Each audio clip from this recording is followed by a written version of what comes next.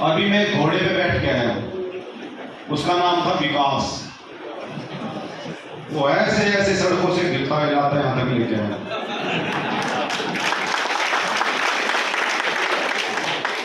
पता ही नहीं चल रहा कि गड्ढों में सड़क है, सड़क में गड्ढों है।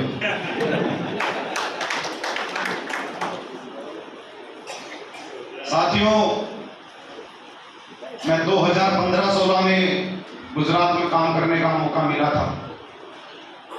महुआ में तो मैं कई महीने रहा हूं। महुआ के आसपास के सैकड़ों गांव में घूमा हूं। आपने देखा कि कांग्रेस को जितना भी वोट पड़ा, उसकी वजह से कौन आ रहा, समझ गए? आम आदमी पार्टी गुजरात के अंदर 2022 में जो चुनाव होने जा रहा है, सीधी लड़ाई इस बार भाजपा और आम आदमी पार्टी के बीच में। पंजे पर जिसका वोट पड़ा, वो सारा वोट बीजेपी को जाएगा। ये दोनों पार्टियां एक सिक्के के दो पहलू हैं। किस विस्तार से, किस धारासभा का टिकट फाइनल होगा, ये कांग्रेस तय नहीं करती, राहुल गांधी तय नहीं करता, ये कमलम में बैठ के अमित शाह तय करता है। गलत तो नहीं कह रहा, बताइए। और पूरे देश के अंदर जब जब बीजेपी को धारासभा की जरूरत पड़ी है, तो कांग्रेस सप्लाई करती है। गोवा के अंदर कांग्रेस की सरकार बनी, अमित शाह जी पैसों का थैला लेके पहुंच गए, कांग्रेस के धारासभा खरीद लिए और बीजेपी की सरकार बन गई। मध्य प्रदेश के अंदर कांग्रेस की सरकार बनी, कमलनाथ जी थोड़े दिन में अमित शाह जी वहां भी पहुंच गए, वहां भी धारासभा को खरीद लिया, फिर बीजेपी की सरकार बन गई। अभी 8 धारासभा आपके गुजरात के बिक गए कांग्रेस के। राजस्थान में ट्राई चालू है। उत्तराखंड के अंदर सरकार बनी कांग्रेस की, पैसों से खरीद के बीजेपी वालों ने अपनी बना ली। 27 साल से आप उम्मीद कर रहे हो कि कांग्रेस भाजपा को हराएगी। कर रहे हो क्या, नहीं कर रहे हो? क्या आपके दिल में बिल्कुल भी दर्द नहीं होता कि आपके बच्चे सुबह स्कूल में ऐसी सड़कों से जाते हैं? जितने भी लोग बैठे सबकी उम्र में देख रहा हूं, किसी की 30 साल है, किसी की 40 साल है, किसी की 50 साल है, किसी की 60 साल है।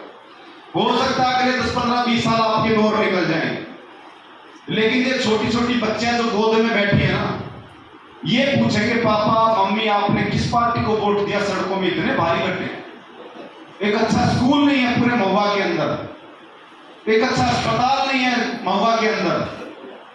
जवाब होगा क्या आपके पास? बता दीजिए मुझे, जवाब होगा?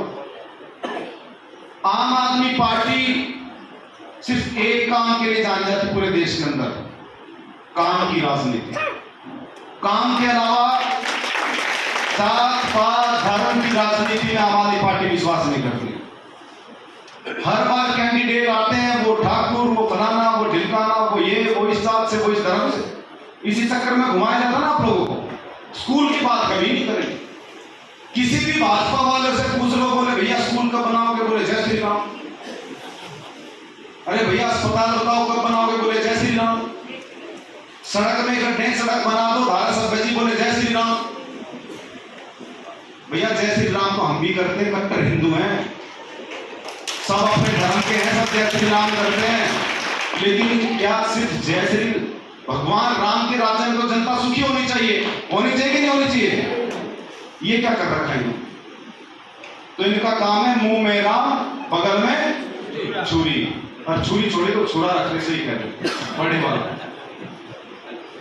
मैं दिल्ली के सबसे बड़े विस्तार से धारासभ्य हूं, दूसरी बार चुन के आपके बीच में खड़ा हूं। पहली बार जब हम चुनाव में गए तो लोग हम पर हंसते थे, बोले यार तुम ना, तुम्हारे पास कोई, तुम्हारे बाप दादा का नाम है इतना बड़ा, कौन गुलाब सिंह, कौन अरविंद केजरीवाल, कौन वोट देगा आप लोगों को? लेकिन हम लड़े, घर घर गए। आपके यहाँ पे घर पे कभी वोट मांगने आता धारासभा? आपके घर की बैल बजा के आए कभी ये जी वोट दे दो? नहीं आते, सीधा बाहर रोड से घूमते हैं और उनको वोट मिल जाती है।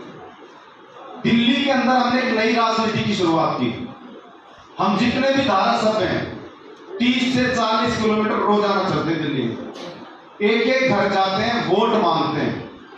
भाई साहब, आप गली से बाहर निकल जाओ, आपसे कोई भिखारी 10 रुपए मांगेगा ना, आप 10 रुपए नहीं देने वाले। वोट कैसे दे सकते हो फिर आप बगैर मांगे? गलत तो नहीं कह रहा हूं? देते हो ना अभी तक, पिछले 27 साल से भाजपा को बगैर मांगे दे रहे हो, मांगने तो नहीं आते हो। तो भैया अगर आप उनके पास काम के लिए जाओगे तो काम क्यों करें? वो कहेंगे भैया हम आपके पास वोट के लिए थोड़ी आए थे, आपने तो बगैर मांगे दे दिया। इस बार उसी को वोट देना जो आपके दरवाजे पे ठक ठक करके वोट मांगने आए, उसी को वोट पड़ना चाहिए। इस बार गलत तो नहीं कह रहा? हमारा जो भी धारासभ्य का कैंडिडेट होगा, हमारी एक ही शर्त है, हम 4 महीने पहले, 3 महीने पहले, 5 महीने पहले टिकट डिक्लेयर कर देंगे। हमारी एक ही मांग है कि महुआ के एक एक घर में हमारा कैंडिडेट वोट मांगने जाएगा, उसकी शर्ट पसीने से भीगी होगी और जनता वोट देगी। मैं पूरे गुजरात में घूम रहा हूं, गांव गांव गया हूं, कस्बे कस्बे गया हूं, अंदर खाने सब लोग कह रहे इस बार तो झाड़ू चलने वाली गुजरात के अंदर, सावरण हमारे। झाड़ू चलने का फायदा बताइए? कितने लोगों को पता है दिल्ली में क्या क्या काम अच्छे हुए हैं? हाथ खड़ा करके बताना जिसको दिल्ली सरकार ने जो काम किया अरविंद केजरीवाल ने, उसका पता है। आधे लोगों को पता है। 2015 फरवरी में हमारी सरकार बनी थी। सरकार बनने के 24 घंटे के अंदर, आज तक ऐसा फैसला नहीं हुआ होगा गुजरात में, सरकार बनने के 24 घंटे के अंदर दिल्ली के लोगों के बिजली के बिल 200 यूनिट के जीरो आने शुरू हो गए और 400 यूनिट का बिल हाफ हो गया। आप सोचिए, अगर आपने गुजरात में अगर इस बार झाड़ू पर बटन दबाए, 24 घंटे में सबसे पहला काम गुजरात में होगा, आपके घर पे जो बिजली का बिल आएगा वो जीरो होगा। जीरो। अगर ये दिल्ली में हो सकता है, दिल्ली में बिजली बनती नहीं है, दूसरे राज्यों से खरीदनी पड़ती है, तब हमने वहां पे फ्री कर दी। गुजरात में तो खुद की बिजली बनती है, तो विजय रूपाणी जी ने सबसे महंगी बिजली क्यों कर रखी? दूसरा, महिलाएं आज हमारी बहनें बैठी महुआ से अहमदाबाद जाएंगी तो कम से कम 100-150 रुपए देने पड़ेंगे, बस देने पड़ते कि नहीं देने पड़ते? दिल्ली के अंदर हमारी कोई भी बहन बेटी पूरी दिल्ली में एयर कंडीशन बस में बैठ के घूमो, कोई पैसा नहीं देना पड़ता। ये भाजपा वाले कहते हैं अरविंद केजरीवाल तो फ्री की आदत डाल रहा है, फ्री की आदत डाल रहा है। अब मैं फ्री वाला मामला बता देता हूं। 140 करोड़ रुपए खर्च करके दिल्ली की सारी बहनों के लिए किराया माफ कर दिया। कितना रुपए खर्च हुआ? 140 करोड़ रुपए में दिल्ली की सारी बहनों का किराया माफ। लेकिन आपके मुख्यमंत्री रूपाणी ने क्या किया? 150 करोड़ रुपए का हेलीकॉप्टर खरीद लिया। भैया मैं आपसे पूछना चाह रहा हूं, कल राजकोट से अहमदाबाद से बाई रोड आएंगे अरविंद केजरीवाल यहां सभा करने, हेलीकॉप्टर तो उसको भी अच्छा लगता है, दिल्ली से सीधा आए, उड़े और सीधा महुआ में उतर गए। किसको अच्छा नहीं लगता? लेकिन विजय रूपाणी की तरह उन्होंने अपने लिए हेलीकॉप्टर नहीं खरीदा, अपनी बहन बेटियों को फ्री में यात्रा कराई बसों में। ये कितनी माताएं बुजुर्ग बैठे हैं, युवा साथी बैठे हैं, मुझे बता दो कभी आपको विजय रूपाणी जी ने सोमनाथ दर्शन फ्री में कराए? कभी द्वारकाधीश भेजा फ्री में? दिल्ली के लाखों बुजुर्गों को हमने सोमनाथ, द्वारकाधीश, माता वैष्णो देवी, रामेश्वरम, जिसका जो धर्म मजहब है उसको वहां पे फ्री में यात्रा के लिए भेजा भाई साहब। आज दिल्ली में जितने बुजुर्ग हैं, अरविंद केजरीवाल को श्रवण कुमार कहते हैं, दिल्ली का श्रवण कुमार। दिल्ली के अंदर, अच्छा एक बात मैं जो बोल रहा हूं उसको ध्यान से सुनना। इस बार भाजपा कांग्रेस का कोई धारासभ्य वोट मांगने आए ना, उसको एक बात बोलना मेरी तरफ से। जब गुलाब सिंह यादव आए थे, दिल्ली से धारासभ्य है, पटियाला विस्तार है, वो एक चैलेंज करके गया है, आपको भी मजा आएगा। वो एक चैलेंज करके गया है कि भाई साहब आपके गुजरात में 182 धारासभ्य में से कोई भी एक धारासभ्य जो हमारे मटियाला विस्तार में स्कूल है सरकारी, दिल्ली में जो स्कूल है, पूरे गुजरात में एक स्कूल दिखा दे, मैं कल बीजेपी ज्वाइन कर लूंगा। वरना फिर उसको बोलना, गुलाब सिंह ने बोला था जहाज की टिकट का पैसा मैं दूंगा, वो एक बार दिल्ली आ जाए, मैं उसको वर्ल्ड क्लास स्कूल दिखाऊंगा, वो कल आम आदमी पार्टी ज्वाइन करके दिखाऊंगा। हिम्मत तो होनी चाहिए भाई। 2500 किलोमीटर दूर खड़ा होकर गुजरात के महुआ में चैलेंज कर रहा हूं मैं आपके विस्तार की विधायक। काम की राजनीति होनी चाहिए। हर साल आप नमक की थैली भी खरीदते हो ना, तो सरकार आपसे टैक्स लेती है। आपको पता है जब आप टोल क्रॉस करते हो तो आपसे टैक्स लिया जाता है। तो इस सड़कों में गड्ढे क्यों हैं बता सकता है? आज अमेरिका में चले जाओ, यूरोप के किसी भी देश में चले जाओ, स्वास्थ्य और शिक्षा जब तक इंसान जिंदा है वहां की सरकार खर्च करती है भाई साहब एक पैसा। तो फिर हमारे यहाँ पे अच्छे अस्पताल क्यों नहीं, हमारे यहाँ पे अच्छे मोहल्ला क्लिनिक क्यों नहीं? दिल्ली के अंदर तमाम तरह का इलाज बिल्कुल फ्री। दिल्ली के अंदर 12वीं क्लास बच्चे ने पास की, 12वीं पास करने के बाद बच्चे को कॉलेज में जाना है, प्राइवेट कॉलेज में जाना है, सरकारी में नंबर नहीं पड़ा मान लीजिए भाई साहब। माँ बाप को आज आपके गुजरात में जमीन गिरवी रखनी पड़ती है, बेचनी पड़ती है, जमीन गहने बेचने पड़ते हैं, तब जाके बच्चे को कॉलेज में पढ़ाया जाता है। दिल्ली के माँ बाप को जमीन नहीं बेचनी पड़ती। दिल्ली का बच्चा 12वीं पास करे, हिंदुस्तान के किसी राज्य के कॉलेज में पढ़े, दिल्ली सरकार 10 लाख रुपए देती है बच्चे को बिना ब्याज के। दिल्ली का कोई बच्चा दिल्ली पुलिस में, भारतीय सेना में, सीआरपीएफ में नौकरी करते हुए अगर कोई बच्चा शहीद हो गया इस देश की रक्षा करते हुए, भाई साहब दिल्ली का मुख्यमंत्री 15 दिन में उसको 1 करोड़ रुपए सम्मान राशि देता है। रूपाणी साहब 4 लाख रुपए देते, 5 साल धक्के खिलाते थे।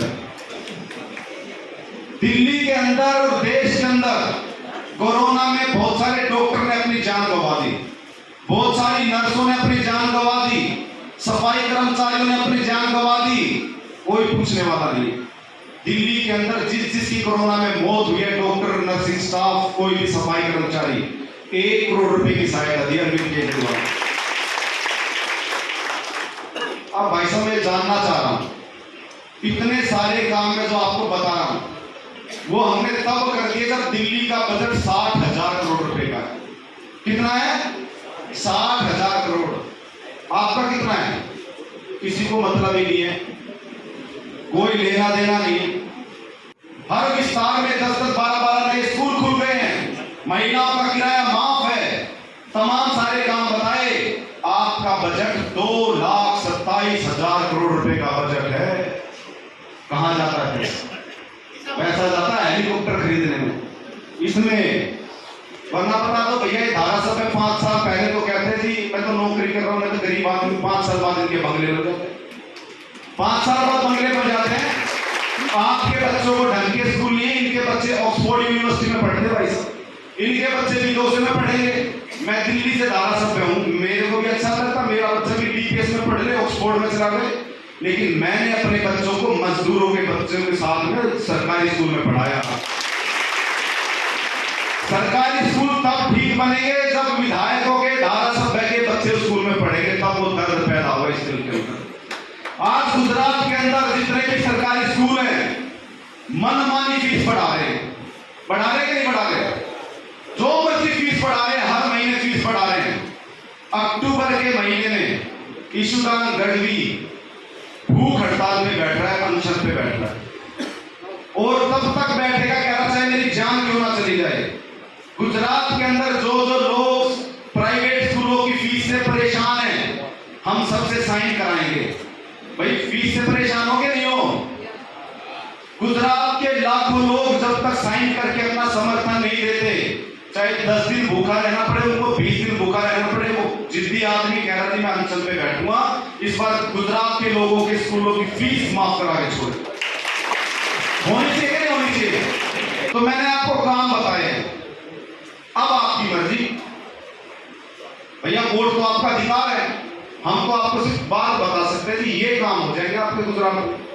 एक बार अगर आपने आम आदमी पार्टी को, झाड़ू को, अरविंद केजरीवाल को मौका दे दिया, जिस दिन आपके गुजरात का कोई बेटा बेटी गांधीनगर में आम आदमी पार्टी के मुख्यमंत्री के तौर पर शपथ लेंगे, मैं दावे के साथ कहता हूं कि आप भाजपा और कांग्रेस को भूल जाओगे हमेशा के लिए, हमेशा के लिए भूल जाओगे। तो अब आपकी बारी है। यहां करीबन 300-400 लोग मेरी बात सुन रहे हैं। मैं आज आपसे एक वादा चाहता हूं, अगर आपको मेरी बात समझ में आ रही है तो मुझे हाथ खड़ा करके ये बता दो कि आज के बाद 100 लोगों को वोट डालने के लिए क्या करोगे झाड़ू। जो लोग मेरी बात का समर्थन करते हैं हाथ खड़ा कर लो भाई साहब। इस बात चलेगी झाड़ू के नहीं चलेगी? अरविंद जी तक एक नारा पहुंचे कि अरविंद तुम संघर्ष करो, आपको बोलना है कि हम तुम्हारे साथ हैं। अरविंद तुम संघर्ष करो, अरविंद तुम संघर्ष करो, भाई साहब। कईयों ने 2 हाथ खड़े हैं, उनको 200 वोट डलवानी पड़ेगी, ठीक है? 500। तो जितने भी युवा साथी हैं, हमारी बहनें बैठी हैं, मेरा आप सबसे रिक्वेस्ट है, अपने अपने मोहल्ले में जो जिम्मेवारी ले सकते हो ले लीजिए। पैसा नहीं है हमारे पास, ये भाजपा कांग्रेस वालों के पास सब कुछ है। इनके पास सरकार भी है, प्रशासन है, गुंडे हैं, पैसा है, सब कुछ है इनके पास, हमारे पास नहीं। भाई साहब आप ही को प्रचार करना पड़ेगा, और हमारा प्रचार इतना आसान है, टोपी मत निकालो, घर से बाहर सब्जी लेने जाओ तो टोपी पहन कर चले जाओ। इतनी सी रिक्वेस्ट कर रहा हूँ, सारे लोग टोपी पहन के चले जाओ। और आज महुआ की इस मीटिंग को देखकर मैं गारंटी दे रहा हूँ, शाम को यहाँ का धारासभ्य है और गांधीनगर में बैठे रूपाणी साहब सर दर्द की गोली खाएंगे रात में, क्योंकि उनको बताना चाहता हूं कि तेरी छत तेरी दीवार भी हिला सकता है, जिद पर आए तो पर्वत भी हिला सकता है। ऐसी सियासत कभी सोचा भी ना होगा, एक आम आदमी तेरी हुकूमत भी हिला सकता है, हुकूमत भी हिला सकता है। तो तमाम साथियों का, भाइयों का, बहनों का बहुत बहुत आभार, बहुत बहुत शुक्रिया। जय हिंद, जय जय गरवी गुजरात।